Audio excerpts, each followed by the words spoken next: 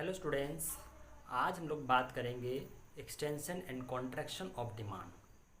Extension and contraction of demand से मतलब क्या है कि when change in quantity demanded of a commodity is caused by change in its own price, it is called extension और contraction of demand और change in quantity demanded. ठीक है। Extension and contraction of demand से क्या मतलब है, जब किसी प्रोडक्ट्स की डिमांड में कोई चेंज आता है और वो चेंज उसकी प्राइस इट ओन प्राइस की वजह से आता है तो हम उसको क्या बोलते हैं, extension and contraction of demand. मतलब एक्सटेंशन मीन्स जब प्रोडक्ट्स में उसकी खुद के प्राइस की वजह से डिमांड बढ़ती है तो that is extension of demand, और जब उसकी ही प्राइस से डिमांड कम होती है that is called contraction of demand. ठीक है। हम जैसे ऑलरेडी लॉ ऑफ डिमांड में पढ़ चुके हैं, वहाँ हमने क्या पढ़ा था, when there is a increase in the price demand will be decrease and when there is a decrease in the price demand will be increase when other thing remaining constant. So क्या मतलब हुआ, जब किसी product का price बढ़ता है increase होता है तो उसकी डिमांड कम हो जाती है that is contraction of demand, और जब किसी प्रोडक्ट प्राइस कम होता है तो डिमांड बढ़ जाती है increase that is extension of demand. ठीक है। अब हम इसी चीज़ को एक छोटे से एग्जाम्पल से समझेंगे कि एक्चुअली में एक्सटेंशन और कॉन्ट्रैक्शन ऑफ डिमांड होता क्या है। हम देखते हैं एक example, the other thing remaining equal when quantity demanded increases due to fall in the price of quantity is called extension of demand. ठीक है। अभी एक एग्जांपल हम देखते हैं एक्सटेंशन ऑफ डिमांड का। एक्सटेंशन ऑफ डिमांड क्या होती है, अब हम देखते हैं किसी प्रोडक्ट का प्राइस, प्रोडक्ट एक्स है, उसका प्राइस है पहले 5 था, देन कम होके फिर 1 हो जाता है। जब प्रोडक्ट का प्राइस 5 था तब क्वांटिटी ऑफ एक्स यूनिट्स में कितनी थी, 1। ठीक है। फिर जैसे ही प्राइस कम हुआ 5 से 1 हुआ तो क्वांटिटी ऑफ एक्स इंक्रीज होकर कितनी हो गई, 5 हो गई। तो क्या हुआ यहाँ पे, fall in own price of the commodity rise in the quantity demanded. जब प्रोडक्ट के प्राइस में कमी आई है, डिक्रीज हुआ प्राइस, तो उसकी क्वांटिटी में क्या चेंज हुआ, क्वांटिटी इंक्रीज हो गई है, that is extension of demand. ठीक है। इसका फिगर कैसे बनेगा, देखिए जैसे बना हुआ जिसमें हमने देखा कि वाई एन एक्स एक्सिस पे हमने हॉरिजेंटल एक्सिस पे क्वांटिटी ली है यूनिट्स में, और वाई एक्सिस पे हमने प्राइस लिया है। ठीक है। जब प्राइस हमारा 5 था तो क्वांटिटी एक्स कितनी है, 1 है, और जैसे ही प्राइस हमारा 1 हो गया है, प्राइस से 5 से डिक्रीज होकर 1 हो जाता है तो डिमांड क्या हो जाती है, 5 होती है। तो इसमें जो ए से बी की तरफ जो डिमांड इंक्रीज हुई है इसको हम बोलते हैं एक्सटेंशन ऑफ डिमांड। ठीक है। अब इसी तरह हम कॉन्ट्रैक्शन ऑफ डिमांड बोलते हैं। कॉन्ट्रैक्शन ऑफ डिमांड से क्या मतलब हो, जहाँ पे जब किसी प्रोडक्ट का प्राइस इंक्रीज होता है तो डिमांड क्या होती है, डिक्रीज हो जाती है। ठीक है। Other things being equal when quantity demanded increases due to a rise in own price of the quantity it is called contraction of demand. अब कॉन्ट्रैक्शन ऑफ डिमांड में हम फिर इसी एग्जाम्पल को लेते हैं, सिर्फ हम क्या करेंगे अब कि हम देखेंगे जब प्राइस ऑफ एक्स, किसी प्रोडक्ट का जो प्राइस है जब 1 था तब क्वांटिटी ऑफ एक्स कितनी थी, 5, और जैसे ही प्राइस इंक्रीज होके 5 हो जाता है तो क्वांटिटी ऑफ एक्स कितनी हो जाती है, 1। तो यहाँ क्या हो रहा है, यहाँ पे प्राइस जब इंक्रीज हो रहा है तो डिमांड डिक्रीज हो जा रही है, इसी को बोलते हैं contraction of demand. Being other thing equal, जब बाकी चीज़ें बराबर हों और किसी चीज़ में कोई चेंज नहीं आता है। इसका ग्राफ देख कैसे बनता है, जब 5 था प्राइस, तब जब प्राइस 1 था तो डिमांड ऑफ एक्स कितनी थी, 5, और जैसे ही प्राइस 1 से इंक्रीज होके 5 हो जाता है तो डिमांड ऑफ एक्स कितनी हो जाती है, 1। तो इसको बोलते हैं यहाँ कॉन्ट्रैक्ट हो गई डिमांड, पहले 5 थी फिर कॉन्ट्रैक्ट होके 1। Now next we discuss increase and decrease in demand. When quantity demanded of a commodity changes owing to a change in other factors other than own price of the commodity, it is a situation of increase or decrease in demand. It is indicated by a shift in demand curve forward or backward. Increase and demand, increase और decrease demand की जब हम बात करते हैं तो क्या बात होती है कि जब प्राइस के अलावा और चीज़ों में जब चेंज होता है, अदर फैक्टर जो अदर डिटर्मिनेंट्स होते हैं डिमांड के, जब उनमें चेंजेस आता है और उन चेंज की वजह से जब डिमांड में चेंज होता है तो उसको बोलते हैं हम लोग इंक्रीज और डिक्रीज ऑफ डिमांड। ठीक है, और इसको हम कैसे शो करते हैं, शिफ्ट ऑफ डिमांड कर्व। यहाँ पे डिमांड जो कर्व होती है शिफ्ट होती है बैकवर्ड और फॉरवर्ड।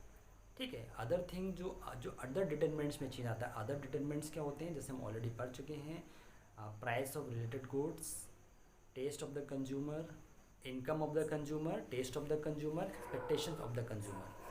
तो अदर थिंग अदर डिटर्मिनेंट्स होते हैं जब उनमें चेंजेस आता है, उस प्रोडक्ट्स के खुद के प्राइस में कोई चेंज नहीं हो रहा है, लेकिन अदर जो फैक्टर्स हैं अगर उनमें चेंज आता है, उनकी वजह से डिमांड में चेंज आता है, तो उसको हम बोलते हैं इंक्रीज और decrease in demand. Other determinants कौन से हो सकते हैं, price of related goods, expectation of the consumer, income of the consumer and technology.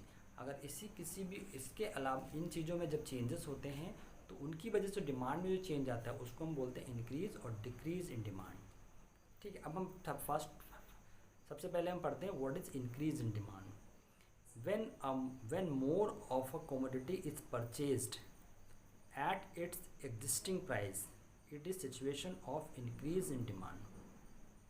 ठीक है, अगर किसी जो एग्जिस्टिंग जो प्राइस होता है उस प्राइस में अगर कोई चेंज नहीं हो रहा है, ठीक है, फिर भी डिमांड क्या हो रही है, बढ़ रही है। प्राइस सेम है, प्राइस में कोई चेंज नहीं हो रहा है, लेकिन डिमांड फिर भी इंक्रीज़ हो रही है, तो उसको हम बोलते हैं increase in demand. In other words, increase in demand occurs when quantity demanded of a commodity increases because of the factors other than own price of commodity.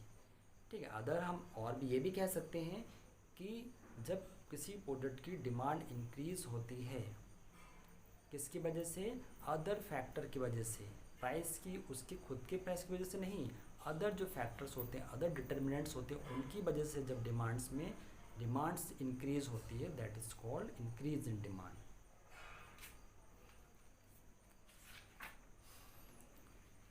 अब इंक्रीज इन डिमांड का हम एक एग्जांपल देख लेते हैं। क्या है, हम देखा कि जो प्राइस है ऑफ एक्स, किसी प्रोडक्ट का प्राइस दिया है 10 रुपीज़ दिया है,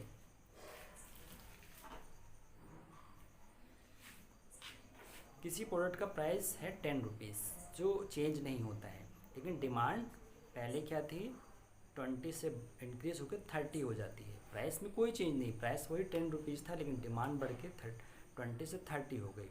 तो ऐसा क्यों हुआ, कंज्यूमर पहले 10 रुपीज़ पे 20 यूनिट्स ले रहा था, but now he is taking 30 units. तो ऐसा क्या हुआ, हो सकता है कि हमने बात की थी अदर डिटरमिनेंट्स, अदर फैक्टर्स में जब कोई चेंज आता है उसकी वजह से कंज्यूमर डिमांड्स में चेंज आता है, तो उसको बोलते हैं इंक्रीज इन डिमांड्स। हो सकता है कंज्यूमर की इनकम बढ़ गई हो सकता है कंज्यूमर एक्सपेक्ट ज़्यादा करता हो, या टेक्नोलॉजी में इम्प्रूवमेंट हो गया हो, किसी भी कोई भी अदर फैक्टर्स की वजह से कंज्यूमर उसको ज़्यादा डिमांड कर रहा है, तो that is we called increase in demand. अब इसको हम एक फिगर के थ्रू भी देख लेते हैं कि फिगर में दिया है एक्स एक्सिस पे जहाँ पे क्वांटिटी ऑफ एक्स दे रखी हैं, और वाई एक्सिस पे क्या हुआ है, प्राइस ऑफ एक्स। ठीक है, पहले जो 10 रुपीज़ देखिए, 10 रुपीज़ में जो उसका रुपीज़ जो प्राइस है वो सेम है, इसलिए हमने एक सीधी हॉरिजॉन्टल लाइन उसको हम ड्रॉ करते हैं, जो क्या है, प्राइस की लाइन है। फर्स्ट जो प्राइस 10 था तो क्वांटिटी कितनी 20 थी, जो D1 करके हमने डिनोट किया है। उसके बाद उसी प्राइस पे डिमांड इंक्रीज होती है, वो हो जाती है D2, जो A से इंक्रीज होकर B तक पॉइंट पे पहुंच जाती है, तो इसको बोलते हैं हम इंक्रीज इन डिमांड, जिसको हम शिफ्ट हुई है, क्या शिफ्ट हुई है, फॉरवर्ड शिफ्ट हुई है। यहाँ पे डिमांड जो हुई है फॉरवर्ड शिफ्टिंग हुई है, तो यहाँ पे हम इसको बोलते हैं इंक्रीज इन डिमांड।